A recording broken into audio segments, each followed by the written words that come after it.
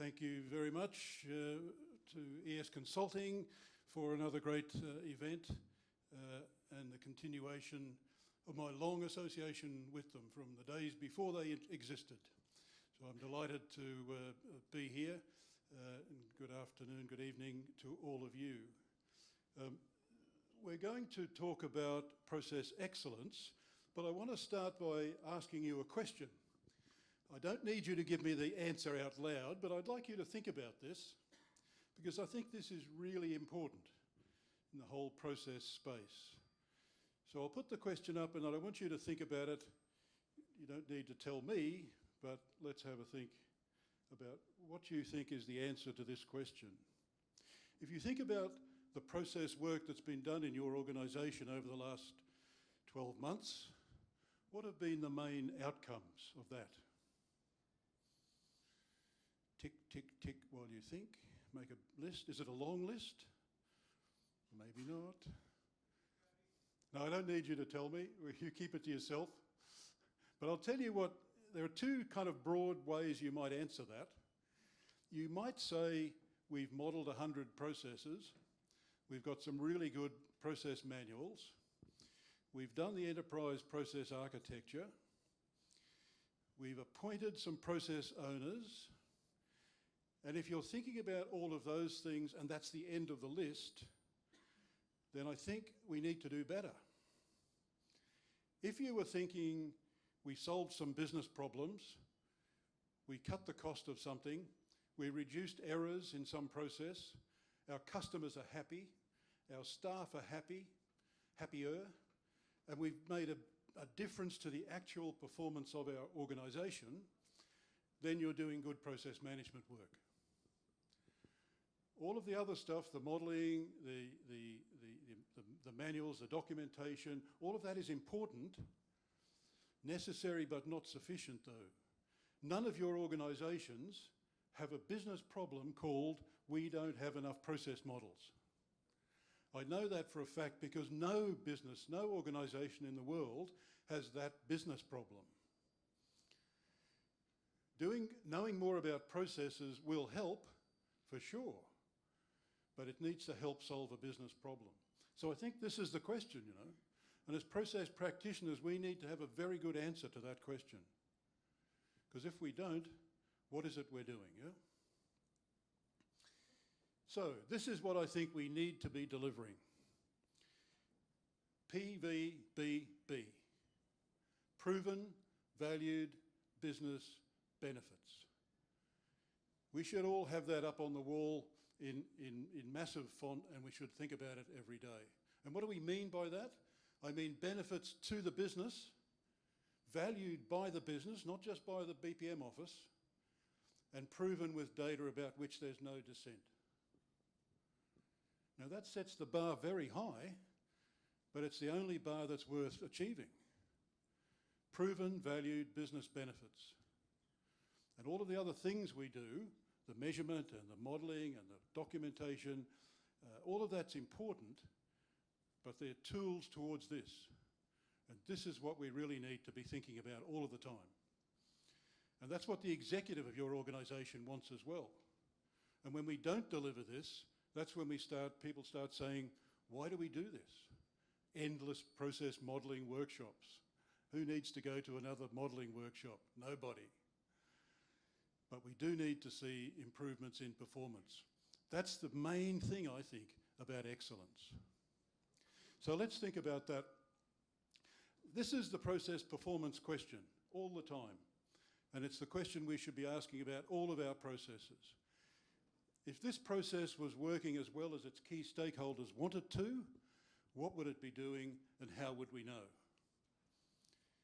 It's a simple enough question, and sometimes it's easy to answer. But sometimes it's not. But if we can't answer it, then we don't know enough about our processes. So that's the question all of the time. If this process was working as well as our key stakeholders, who are the key stakeholders? Do we know that? If it was working as well as they would like, do we know what they want? Do we know how it's working?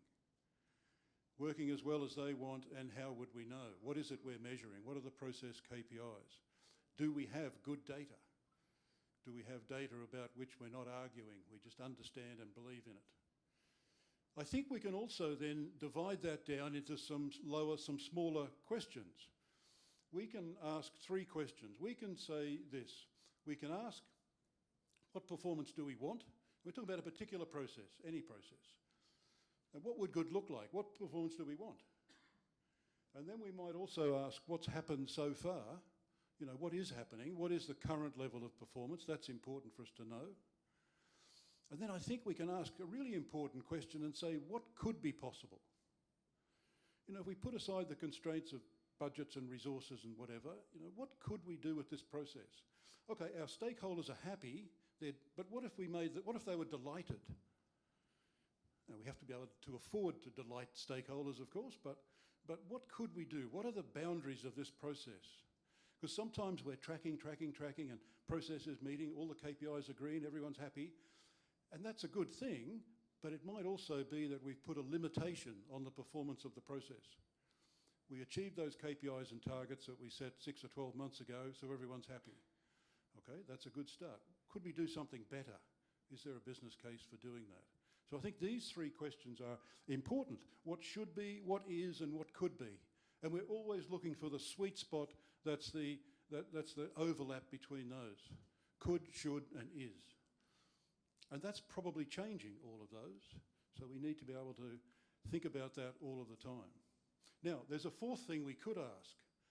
It's okay to know what happened last week, but wouldn't it be terrific to know with some certainty what's going to happen next week or next month or next quarter? And I think we can do that if we've got the right understanding of the process and the right data. So we can say what's going to happen next. There are ways of doing that. We don't have time to go through what will be today. The tool is called a process behaviour chart, a PBC. You'll find plenty of material about that, including on my website and YouTube channel. We talk about that. So, you know, what should be, what is, what could be, and what next? They're the answers that we need to be seeking for every process that we think we're going to actively manage. So just putting a process in a process architecture, even setting some KPIs, collecting a bit of data occasionally, that's not enough. That's the first step. And it's a good step, and then to continue that, we need to be always seeking to understand what better performance would be, because this is what we're trying to do. This is what we're trying to do. We start off up here with our strategy, and we build a process architecture, and many of you have done that already. So this is all of our processes, and then for each process that we're going to actively manage, we want to know what the process objectives are so that we can set process KPIs and targets. And then we now know what good should look like, and now we go into actively collecting the data down there. Are there performance gaps? And a performance gap might be something that could work better, or it might be a problem, and that might be a current problem or an emerging problem. But all of the time, we're looking for performance gaps. That's what we want to find. We want to find opportunities for working something better, for improving process performance that improves organisational performance. So we find performance gaps. Almost every one of the processes in your organisation could be improved. But what's the impact of any performance gap you've got? So we've got to understand that. Is there a business case for closing the gap now? Have we got to do something else first before we do this? Where are we going to get the most return on our process work? We need to have some good, deep understanding of that. And then we get on and make the change, and then we need to know whether that change works. So this is the picture. This is what we mean by process management and improvement. And we need to be continuously doing this. Now, you might be thinking, Roger, that's a lot of processes. We've got hundreds, we've got thousands, we've got tens of thousands of processes if we drill down a few levels in a process architecture. And of course you do, and you can't manage all of those actively. You can't even do hundreds, I don't think, unless you were very mature in process management. But the good news is you don't have to. I think about it like this. I call this the process priority pyramid. And it starts like this. Down the bottom, I call these the unknown processes. So you know that every process has at least 2 sub-processes, obviously. So we can go down as deep as we like. So most of our processes will never even get mentioned in the process architecture. For some parts of the architecture, we'll get down to level 4, 5, maybe even lower, but not all of it. I mean, you literally are in, at least 5 figures of process numbers if you get down to level 5 in most architectures. So there's a lot of processes I just think of them as the unknown processes. If we ever need to, we'll go and find them and give them a name, but for the most part, we don't need to know. So when you say we're going to model all of our processes, that's not possible. I mean, it's processes all the way down. Level 6, 7, 8, 9, I mean, it keeps going. They get to be simple processes, but there's a lot of processes. And for most organisations, when you get to level 4 or 5, right across the architecture, management, core and support, that's in the 10,000 plus processes. So a lot of them are unknown. Now, then we've got what I'm calling that next level up, named, and these are the ones that are named in the process architecture. So we've actually named them, and maybe that's all we've done. At the next level, we're talking about documented processes, and this is where we've done modelling, we've got process manuals, whatever sort of documentation we need and we think is important. These are the processes for which we've done this, and this is a subset of those that we've named. Now, importantly, and by the way, if we're going to document a process, I would always want to know why. Now, there are lots of good reasons for documenting a process, but doing it just in case we might need it sometime in the future is not one of them. You might need to just document it because we don't understand it well enough. Maybe that's going to be part of training material, and process models are terrific training tools. We might have some regulatory requirement. Maybe we're thinking about automating a process. Well, you better make sure you understand it really well before you automate it. Otherwise, it's not going to end well. What else? Some data privacy issues. In many jurisdictions these days, you need to track every time personal data is accessed or created, so you might need to know about that. So there are plenty of good reasons for knowing and documenting a process, but doing it just because we said we'd, model 500 processes for no good reason, that's not one of them, So every time you're doing it, challenge it. Why are we doing this? Why this process? Why now? Because there are lots of process documentation that needs to be done, but we need to be quite selective about how we're doing that. And the degree of documentation that we do. Naming a process is documentation, drawing a basic process model is documentation, but then you can go on and do all sorts of other more detailed work. Now, at the top of this pyramid is what often called the high impact processes, the HIPs, high impact processes. And this is a relatively small number of processes. And these are the ones that we need to actively manage. These are the ones where we've got active process management. We'll talk about this, how this might work in a moment. We've got process stakeholder groups, process KPIs and targets have been set. We're tracking all of the time. For those of you who are familiar with my circles, the circles are turning. We're actively managing these processes. I do some work with large organisations around the world, and a particular example is a large bank in Australia, the second largest bank, I guess, in Australia. Maybe they're tied for first. And they manage actively, they have, as high impact processes, they have 26 processes. There are probably 70 or 80,000 staff in that organisation, and they have active management of just 26 processes.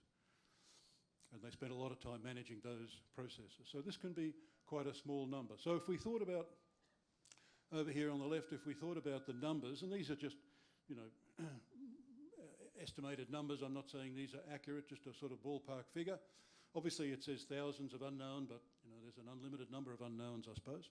But then we get to architecture, and when I do an architecture with you, and we've got management core and supporting processes, it's usually something between 250 and 350 processes that we name in the architecture. And then when we get to do documentation of processes. I say there are 100, I mean maybe it's 200 over time, it might build up, but it's not all the processes in the architecture. It's of the order of that 100 or 200, or because you've found very good reason to document them, and that number of course will grow over time. And as it does, you've got a huge number of processes to keep current. The most dangerous thing you can have is out of date, inaccurate, documented processes, because people might think that they're accurate. And then when we get to the top, maybe it's 30, maybe it's 40, maybe it's 50. It also will increase over time, but it's not 100, it's certainly not 300, and it's not thousands. See, the thing that we've got to keep in mind in all of our process-based management work is that we've got a limited amount of resource. It doesn't matter who you are, you've got a limited amount of resource to apply to the whole process space. And that process space, for all practical purposes, is kind of infinite. So we have to make choices, and we make choices all the time. But it would be good to make mindful choices, not just work on a process because the right person was complaining about it, but actually make good quality decisions about which processes we should be actively managing. That's what we've got to be trying to do. Now, I want to go through this. This is a case study. We use it in a training course I run. It's called the White and Bright Laundry. And this is Barbara Bright. She's one of the co-owners of White and Bright. And she's also the process owner of this process, Provide Personal Laundry Service, which is a level 1 core process for those of you who have seen my architectures anyway. This is a C1 process, and the other one they've got is about commercial laundry services. So Barbara's a co-owner, and this is a level 1 core process, and she's the process owner. So there's a message in there for us already. I just want to step through. It's kind of a sequence of what happens over a couple of weeks and a couple of months in terms of the way in which you might be actively managing. I just want to try and make that kind of idea come alive for you. So we'll step through some of the things that Barbara needs to be doing. So she's, first thing, she's getting weekly PKPI, that process KPI. I always like to say PKPI. She's getting that data weekly from this process. So the PKPIs have been set, the targets are set, the measurement method, the data collection method is happening. She's getting data coming to her, perhaps from the office of BPM, or perhaps from some other place, and she's doing that on a weekly basis. And that data is showing her at the moment that there's a problem, probably a problem coming up. So we might need to do something about that. So she talks to people, she has a look at some more data, she does some more analysis, all of that kind of work gets going, and it does seem like there's a problem emerging, or perhaps it's there already. So we decide that something needs to be done. There is a problem that we need to address. So that in itself, is an active piece of work. We've got a senior person who's looking at the data, and we've got a group of people who are making decisions about that, because she has a process stakeholder group, the PSG. So these are the people who are, if you like, actively the senior managers of the group, of the sub-process work, the functional managers who impact on the process.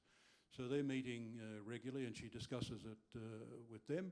You can see the sort of people that were there, with good representation of the customer perspective as well. So they agree that something needs to be done, so they commission a PIP, and if they're very lucky, they'll be able to use Sprint PIP to do that work, and they decide who's going to pay for it and who's managing it. Now that's project manager stuff now, project management, so all of that comes into play.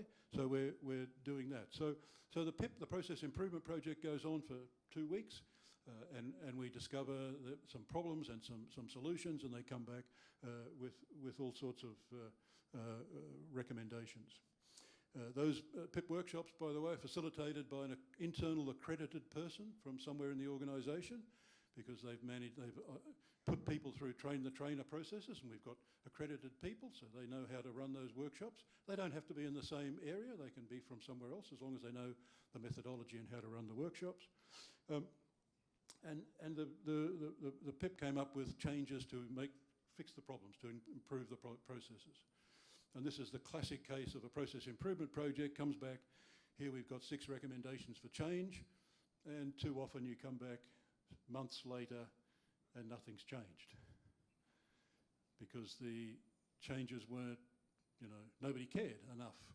We knew that we were running a PIP and we knew we had to have 5 changes, recommendations at least, so we made some up, and maybe one of them was the real, and the rest were just nice to have. But so we've made that, so now that needs to happen.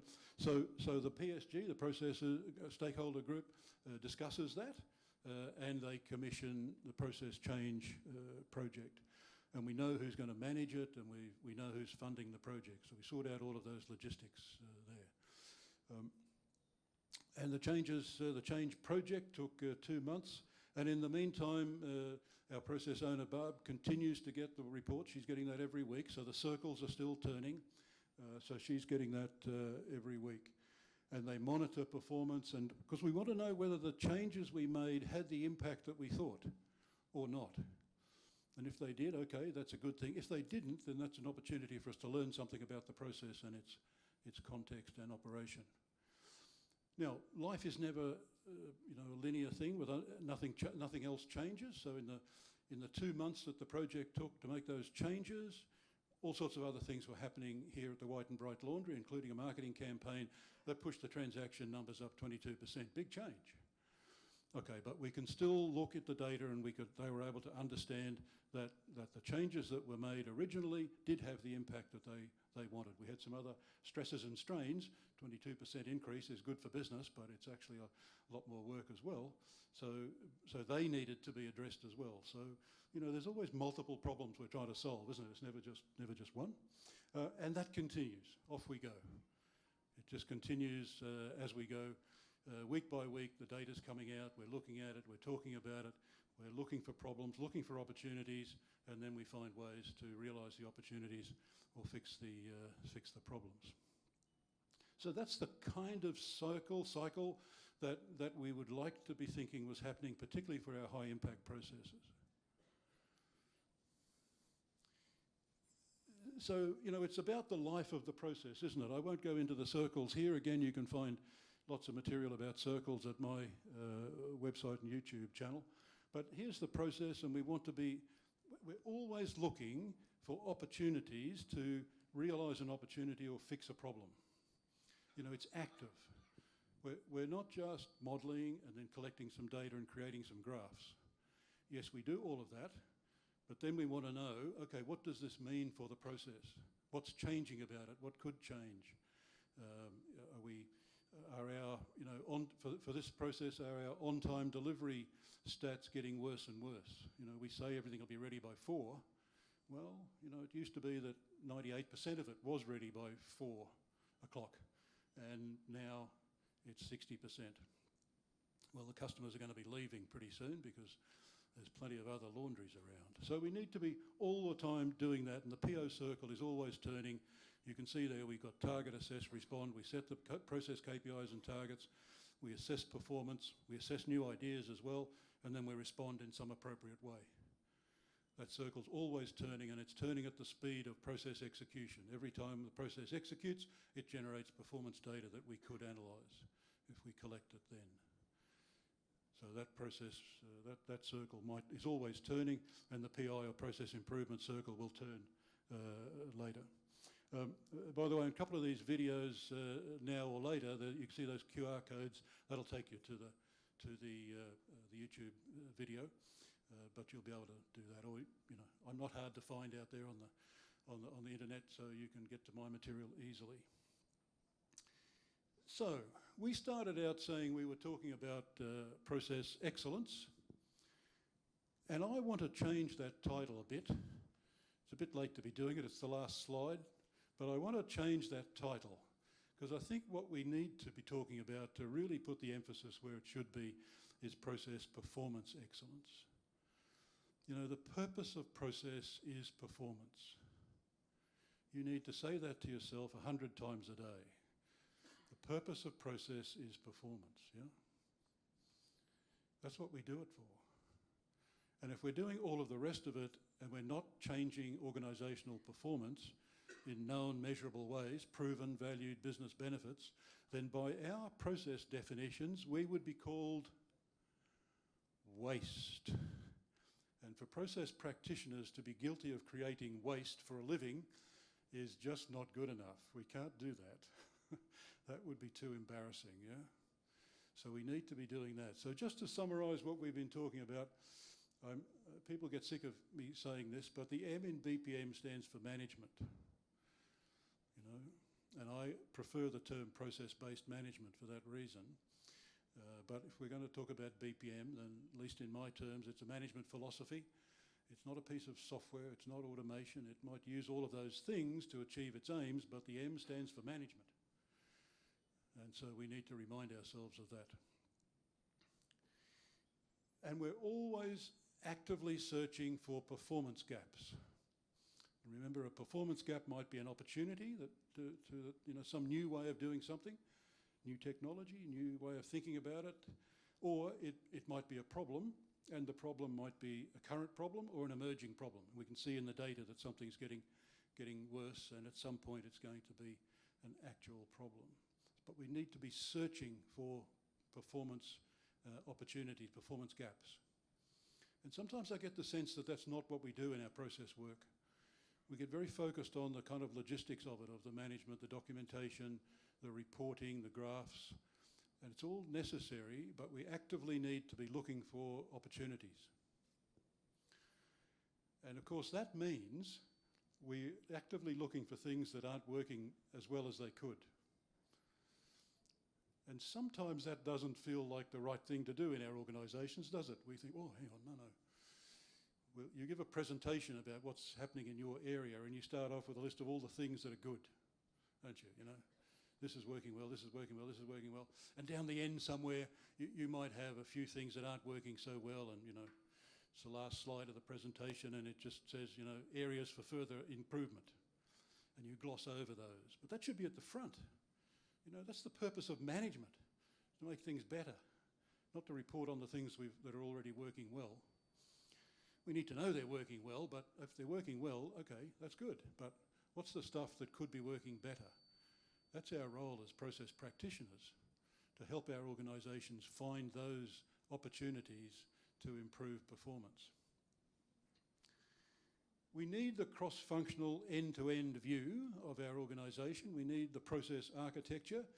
However you do that, whatever you call it, an enterprise process architecture, a business process architecture, whatever you want to call it. Some people would call it a landscape. I don't mind what it's called, as long as you've got it, and it genuinely gives you the end-to-end view across the organisation. Starting with the strategy, because the strategy makes promises and the processes execute on those promises. So we say, okay, what are the promises we make? What are the highest level processes? And then we decompose down as far as we need to. But we need that view, otherwise we're just looking at various pieces of work in isolation, and it has no relationship to anything else. And it's not hard, many of you know this, it's not hard to put together an enterprise process architecture. You know, it takes a few weeks of time to get it going. I mean, it takes forever to continue using it, of course, but to get it established into a viable, useful way with 250 to 350 processes takes a couple of weeks. Maybe there's a bit of preparation before and a bit work after. Say it's 4 weeks. It's still not a lifetime. It's easy enough to do. And it makes everything else, puts it in perspective and makes everything else much, much easier. And I think we should waste no time at all on low or certainly no impact processes.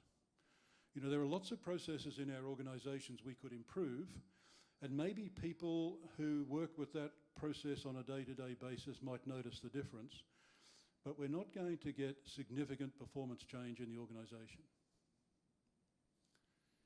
You know, I use the analogy here of someone who's got a bicycle, a push bike. Now, you could improve part of that, let's say the wheel and the tyre, you could improve on that dramatically and make it world best practice bike wheel. In me riding a bike, that would make no difference at all. I wouldn't even notice. Maybe you would, but I wouldn't notice. You You might be thinking, it's a long time since Roger's been on a bike, and you might be right. But just imagine that picture, it'd make no difference. But if you were in the 100-metre sprint at the Olympics, the 1,000th of a second difference that it makes that you've got a different wheel is probably the difference between first and nowhere. So, you know, we need to be careful about which processes we're investing time in. Our time is limited, the process space is infinite, make wise choices. And here's a thought. The activity of managing and improving processes is a process, right? And we're process practitioners, right? So all of our process of process management in our organisations is running really well, isn't it? And we're measuring it, and we're managing it, and we've improved it, yes? I don't see too many heads nodding. Imagine this, the process by which you improve your organisation's processes is the best process in the organisation. What would be the impact of that? It would be profound, wouldn't it? The thing you're best at is improving your processes. Well, as process practitioners, that's our space. That's what we should be doing. And we should be able to prove we're doing it. And the people in the business should be welcoming our involvement, not hiding from us. Not, oh no, those process people are coming again, let's get out of here, they'll want another workshop. No, we don't want that. We want them to say, hey, come on down, you can help us. That was great last time. You've solved problems for us. Because what we don't want to be as process practitioners is another problem. We have to be a solution, not a new problem.